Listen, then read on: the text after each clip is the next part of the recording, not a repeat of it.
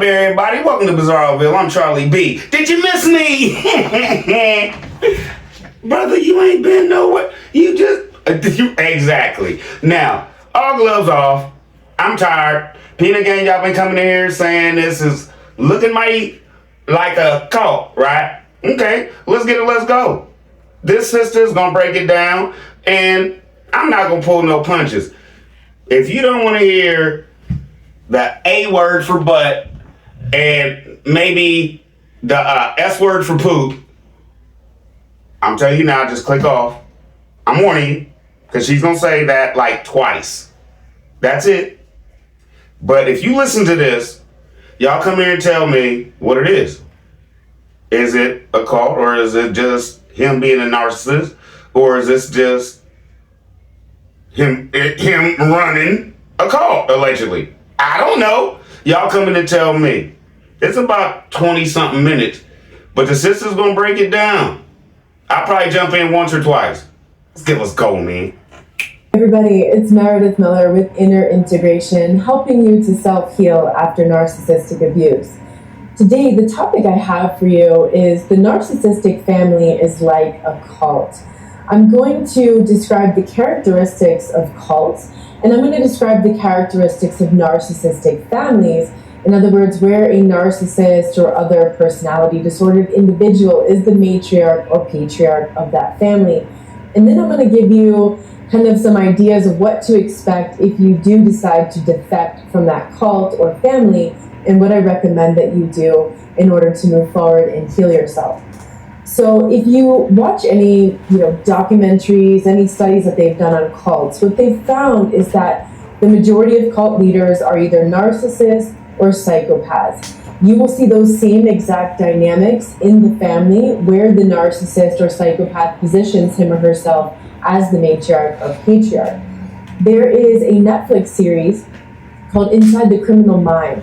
I think it's the third episode is on cult leaders, and they identified the characteristics of cults, which I want to share with you so you can see just how similar these are to the family involving a narcissist. So the first one is that it involves an authoritarian leader, and that person has absolute power over the other members, over their reality, over their perceptions, over their behaviors. And what that leader says is right. And that leader is generally worshipped by the rest of that cult. The second one is indoctrination. So how does that work inside of a cult is they break you down at first, and then they change you, and then they reset you so that you're now living in the reality and the mindset of the leader of that cult. The third characteristic is that the cult does harm to its members. So typically what happens is at first, they pretend to be fulfilling a need that the members have. They might even manufacture that need, but generally it's pretty easy because when these are spiritual cults especially, and I even saw this kind of thing happening in the spiritual communities in Peru. I've heard of this happening in Colorado, in Bali, in Hawaii, and basically all of those hubs, like the spiritual hubs on the planet, you'll also find these spiritual psychopaths and narcissists leading groups. I've worked with several people who have escaped those groups. They told me very similar stories. So you'll come in with some kind of need, and usually that person is seeking something. They're lost, they're seeking something. That's a deep vulnerability that the cult then preys upon. So the cult will encourage you to be vulnerable, and then they will prey upon the information that you share. They will encourage you to be open and to share everything with everyone, and then they will use that information against you. They will encourage you to create a dependency and like an enmeshment among the other group, the other members of the group, and also among the group as a whole. They will discourage individuation and boundaries. So that's pretty much a summary of cults and how they function. Now I want to talk about the characteristics of a narcissistic family. So the very first one is that family will protect the image of the family over the well-being of any of its members. So that includes, they don't care about your pain, they don't care about your suffering, they don't care about the abuse that you endured by members of that family. They would rather protect the image of the group. If you speak up and you speak your truth about someone in that family having abused you, you will be scapegoated immediately. Even if you were before then the golden child in that family dynamic, you will forever be the scapegoat. They will start talking behind your back. They will tell you straight to your face that it didn't happen. They will eulogize and praise the abusers that they know abused you, that you had revealed to them that this person or multiple people had abused you, whether sexually, physically, mentally, psychologically, emotionally, spiritually. They don't care. They will protect the image first and foremost. You will notice that the moment you start to speak up about the abuse in your family.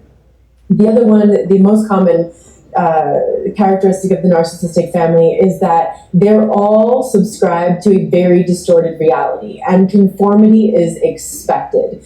You're not allowed to challenge that reality, have a different reality, say that any of that isn't true at all. Individuation is punished. Boundaries are not accepted. So individuation is where you have an identity of your own. You are an independent being, a human being, especially as an adult. But even as a child, that individuation is not tolerated in terms of your likes, your dislikes, what you want to do, what you don't want to do, anything like that. And you're not allowed to have any boundaries. There is no privacy in a narcissistic family. You know, you go to school when you're a kid and your narcissistic mother or father is going through all your stuff. You come home and it's like you're being interrogated by the Nazi SS because they're running through everything that they found or everything that they suspect they found, or even they didn't find anything and they're trying to make up something that they found that they didn't find just to make you feel guilty and confess to something that you didn't even do. So you're always going to see the golden child and scapegoat dynamic in the narcissistic family.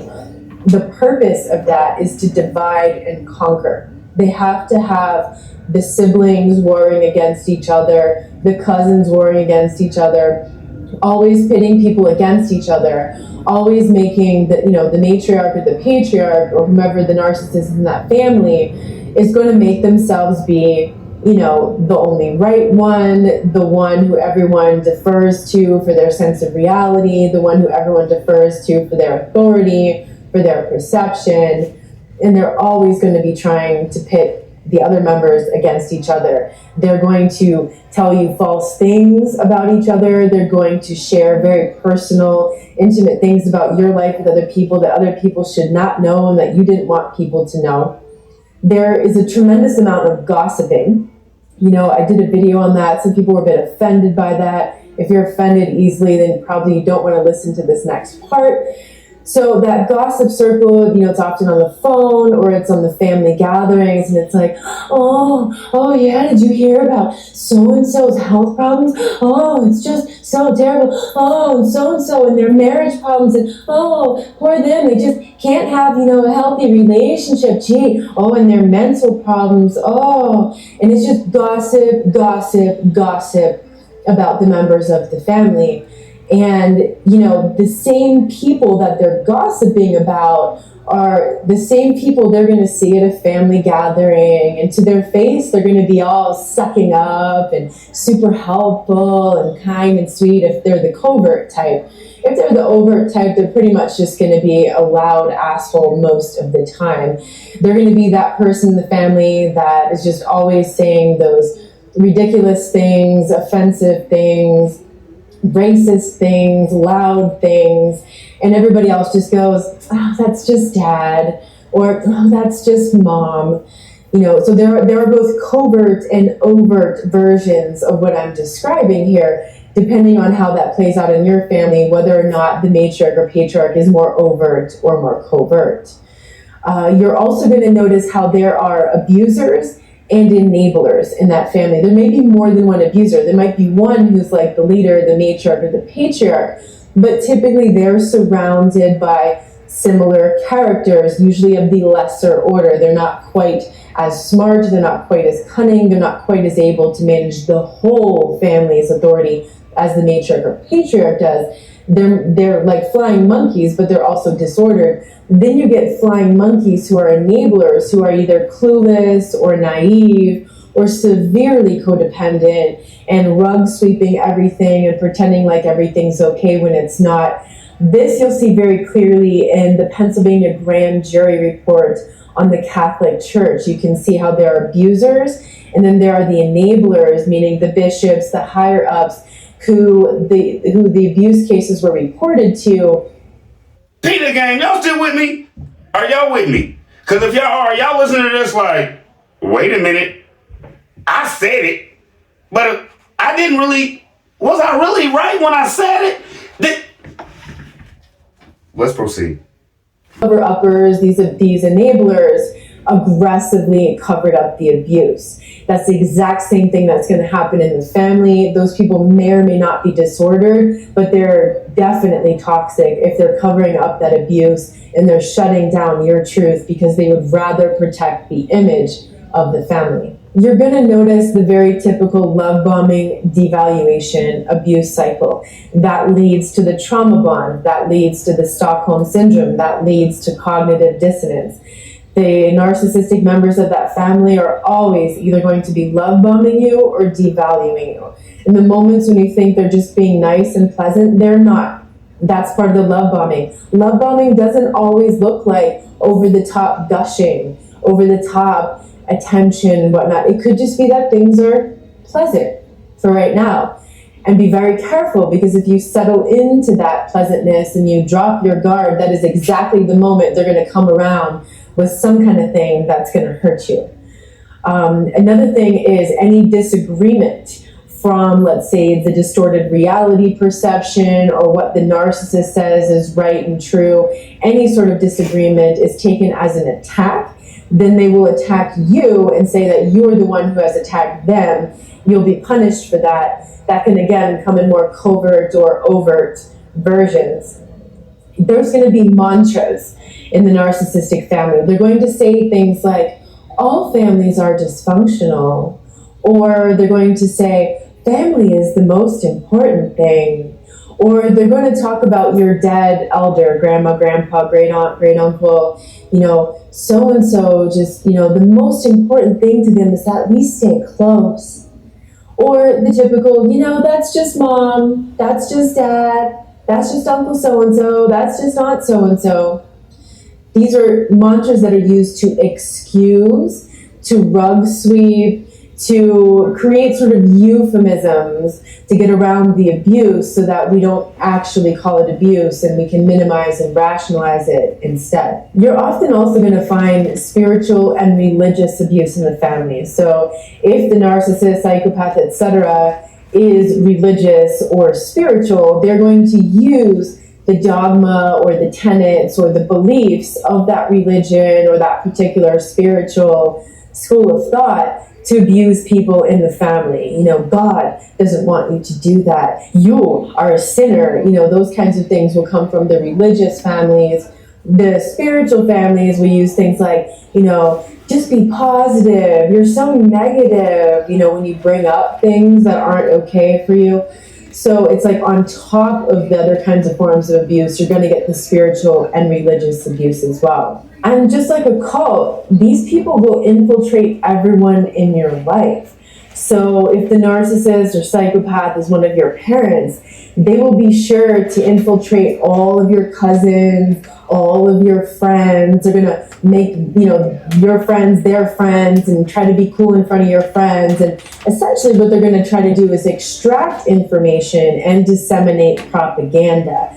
That is exactly why they will infiltrate all those people in your life. Maybe even your parents come to visit you and your narc parent is like talking to the neighbors and stuff. Like they are infiltrating everyone in your life to make sure that everyone is under that trance and you're the only one who's going to challenge that.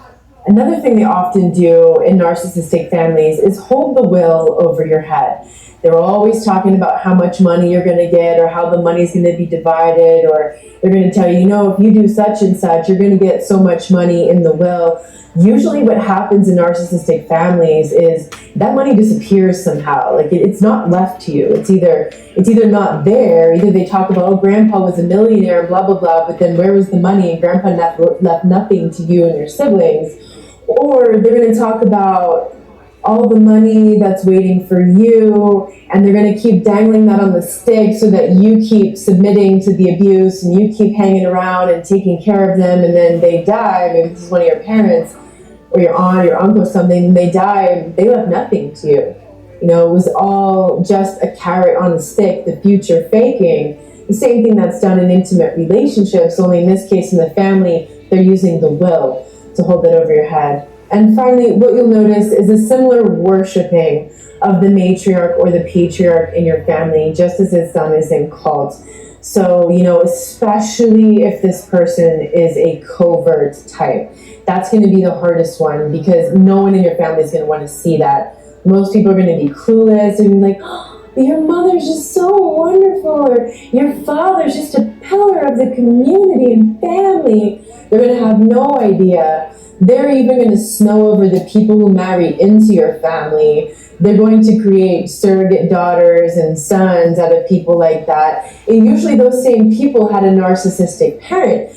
And it's like maybe they can even see that their parent was disordered, but they totally can't see how your parent is disordered, because your parent is extremely covert and they're love bombing them. They're like, this is the love that I never got from my parent. So expect those things to happen. It could be very difficult to find allies in the family when you wake up. One, because you could be surrounded by mostly personality disordered individuals. Or two, there could be a lot of codependence in the mix. They just could be clueless, naive, not able to see, or totally dependent on the abusers in that family, and therefore they will defend them, they will stand by them, they will take a stance against you. It could be very hard to find allies. So when it comes to your escape from the narcissistic family, what you'll find is this is the fight for your life. It is the fight of your life, and it is the fight to reclaim your life, the life that you never had because you were subscribed to that reality, an extension of the narcissist, stuck in that whole group dynamic, subscribed to that very distorted reality perception. It is going to be the most difficult decision of your life to start putting boundaries with the family, to start distancing yourself from the family, to move away from the family, and eventually and hopefully to go no contact with the narcissistic members of that family and their flying monkey enablers. So what you'll find is this is the most difficult decision you'll ever have to make. When you do make the decision, you will likely find that it was the best decision that you ever had to make. Both I and all of the clients that I've talked to who have been able to escape their narcissistic families, we've all said it was not only the most difficult decision of our lives, the best decision of our lives, and the only regret that we had is not doing it sooner. How much of your life have you already given up for that? What you could find as well is that even opting out of family gatherings for holidays creates a similar backlash. You'll get a taste of what you're going to experience when you go no contact with the family. When you say for the first time you're not going to Thanksgiving, or you're not going to Christmas or a birthday or a christening or a baptism or whatever comes up in the family. You've probably heard the metaphor of the crabs, where there's a pot, they're about to cook the crabs, and they're alive, of course, and so the crabs are all scrambling around there. Maybe one crab starts to climb out, the rest of the crabs will pull that crab back down into the pot. That is the kind of dynamic that you're going to see in the family. You could even see that from people who are not disordered, from the codependents who are just so scared that you're going to disrupt the whole dynamic, and you will, because when one person taps out of that family dynamic, it creates a tsunami throughout that whole family, and everything has to shift around. So that person becomes the scapegoat, And then maybe the person who was the scapegoat before then becomes more the golden child and becomes love bombed. And now they need to find like another person within the immediate family to scapegoat. They're always going to shit talk you and scapegoat you, but you're not there, so that's not nearly as fun and sadistic for them. So they're going to have to find someone who's still connected in there to create that dynamic. So everything is going to kind of get wonky at first, and then eventually it's going to settle down, but there's probably going to be people who are just so scared of the changes that are going to come. They don't mean anything, bad or negative against you. They're just too scared to make those changes in their own life, and they're scared of the repercussions that's going to happen to them. Like if you have a few siblings, when you leave, now that abuse is gone. Like the parent can't abuse you anymore. So now your percentage of the abuse that you received is now going to be distributed among the siblings who are left. So if you had only one other sibling, that sibling now, instead of receiving 50% of the abuse, is going to be receiving 100% of the abuse. So they definitely have a vested interest in you not leaving that family dynamic. Here's what I recommend when you're thinking about leaving the family dynamic, when you're ready to defect from that narcissistic family cult. The very first thing you need to do is start unsubscribing from their reality. So check out the podcast episode I did on that. That's the Inner Integration podcast. There's an episode on unsubscribing from the narcissist reality that is extremely important. Sorry. I tried to hold it. It just came out. Your siblings, when you leave, now that abuse is gone. Like the parent can't abuse you anymore. So now your percentage of the abuse that you received is now going to be distributed among the siblings who are left. So if you had only one other sibling, that sibling now, instead of receiving 50% of the abuse, is going to be receiving 100% of the abuse. So they definitely have a vested interest in you not leaving that family dynamic. Here's what I recommend when you're thinking about leaving the family dynamic, when you're ready to defect from that narcissistic family cult. The very first thing you need to do is start unsubscribing from their reality. So check out the podcast episode I did on that. That's the Inner Integration podcast. There's an episode on unsubscribing from the narcissist reality that is extremely important in order to set yourself up for success, in order to get out, and in order to completely divorce that reality long after you're out and all those thoughts and beliefs and everything are still running through your head. Another thing that you need to work on is building your self-trust. You have to rebuild that sense of self-trust that's been killed. If you have grown up in a family like that, they did not want you to trust yourself. You were only supposed to trust the family dynamic, the family reality system. So that could be maybe for the first time in your life, you're just starting to build self-trust. That is a work in progress. I've done some videos on that. I also have a podcast episode on the 4 pillars of recovery. Self-trust is one of those. Be willing to be alone at first, because maybe you're the first person to wake up in that family. Maybe you're the only person ever to wake up in that family to end the legacy of abuse. Maybe. But at the very beginning, at the very least, you're likely to be the only one to wake up, and it's going to be very lonely. So you're going to have to be willing to do that. Hopefully you'll be able to find allies. That's the next thing I encourage you to do. It's possible that you could find 1 or 2 or even a few allies in that family. They might not be in your immediate family, but more the extended family. Maybe you have a large family, and so they're cousins and whatnot who grew up in, similar kinds of homes. Maybe it was one of their parents was also a narcissist or psychopath. Maybe they also grew up watching your parents and recognized which one of them was disordered as well. So having that ally is so important if that's possible for you and your family, because that person will help keep you sane. That person will validate you.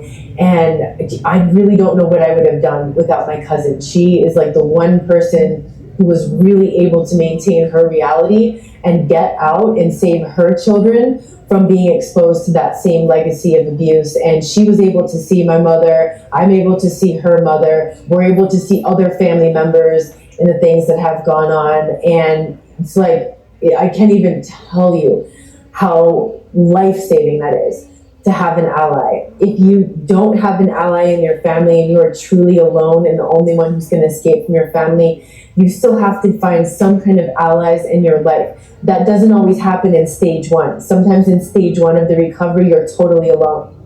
But by the time you get into stage 2, that's when you usually can start to find some allies, some people who will validate your story. Maybe they had a similar family. They can totally get what you're talking about. They're not going to invalidate you or tell you that didn't happen, or, maybe they really didn't mean it. Like, they totally get it. You can tell them stories and they validate you.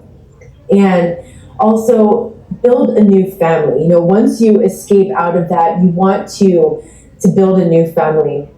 You want to find people, maybe an adopted mother, an adopted father, adopted siblings, whatever. But these are close friends, soul sisters, soul brothers that become your new family. Beware, at first, you might attract some people who are similar to, your disordered parent or other family members. They might look different at first, but then as you get to know them, they reveal more of themselves, and you're like, wow, that sounds a lot like mom, or that sounds a lot like dad, and you end up needing to get those people out of your life as well, because maybe you met them in the earlier stages. But, as you go along in that recovery process, you will meet better quality people, loving people. The more that you work on healing yourself, you'll be able to recognize that a lot quicker in other people. Even the more covert types, they will reveal themselves a lot faster.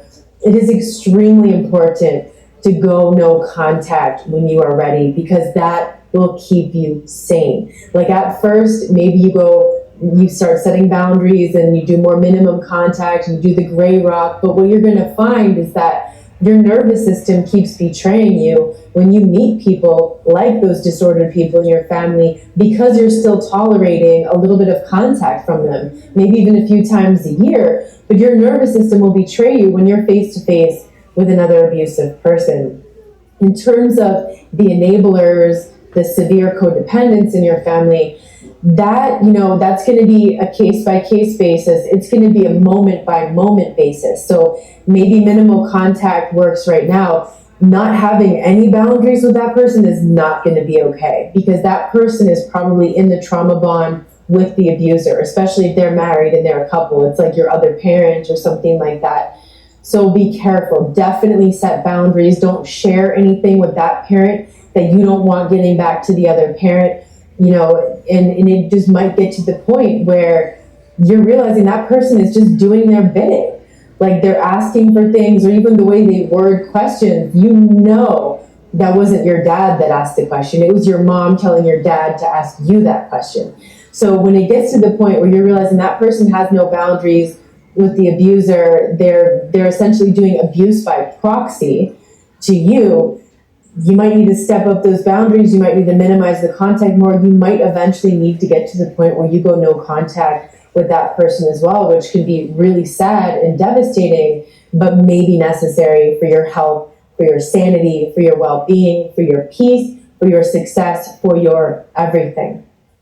And finally, be prepared to be scapegoated. Be prepared to be shit-talked by the whole family, because that is just inevitably what's going to happen. They have to do that in order to protect the image of the family. And that's okay. That's a small price to pay for your freedom, for your life, for your whole different sense of self and reality that you're going to be living in after you escape from that cult. So I want to recommend a couple things. One is one of my clients' blog. It's called narcsucks.blogspot.com. I'm going to put the link below in the video description. She has an article over there on the side. You'll see it's called The Narcissist's Cult. And she compares it to the movie The Truman Show, which is really fascinating. I also want to encourage you to look at the FBI analysis of the Catholic Church and how they covered up the abuse. They create a 7-point system, which they call the playbook for concealing the truth. It is really fascinating. And also check out that Netflix episode on Inside the Criminal Minds on cult leaders. You might get a lot of insight from that. Okay. I don't know what to say. What did y'all hear? Okay. Now, I just have an announcement to make. The house is done. I've been working on. So Charlie B back, baby. I'm back on the comments. I'm back on everything. But for tonight, I gotta go. I gotta go see my mom. Now, I just wanted to come in here and say, I appreciate y'all, because I've been trying to stay away from this cult thing, but looking kind of bad, bro. It's looking kind of bad for you, bro. So Charlie B, love y'all. I'm about to get out of here. Y'all be easy. And thank you for all the prayers and everything, man. I appreciate y'all a whole lot. Charlie B, love y'all. Y'all be easy. Hope I make the 4 for 24 on a Sunday. Who does that? YouTubers take the weekend off. Who do that? Charlie B. Because I love what I do. And I'm going to give you the content. And I know y'all wasn't expecting earlier to hear my neighbors whooping their kids. Like, I don't know what really was going on. So I'm going to take that back and say they wasn't whooping them. But I seen her snatch her up into the crib. I'm not saying allegedly about that. I seen her drag her into the house and we all heard her keep screaming. Okay, now, that, I don't know, that was bad. But, yeah, that was bad. But I love y'all. Y'all be easy. I didn't mean to add that commentary into the garden. And I hope that y'all really understand that the clickbait that Tim pulled on y'all earlier, that was so terrible. That was so terrible. So I hope everything worked out today for y'all. Or no, for the whole weekend. And I hope y'all have a good Monday tomorrow just to wake up and start. And saying, nice one, bro. Nice one. That was a good one, bro. I mean, you never let us down. Let's go, man.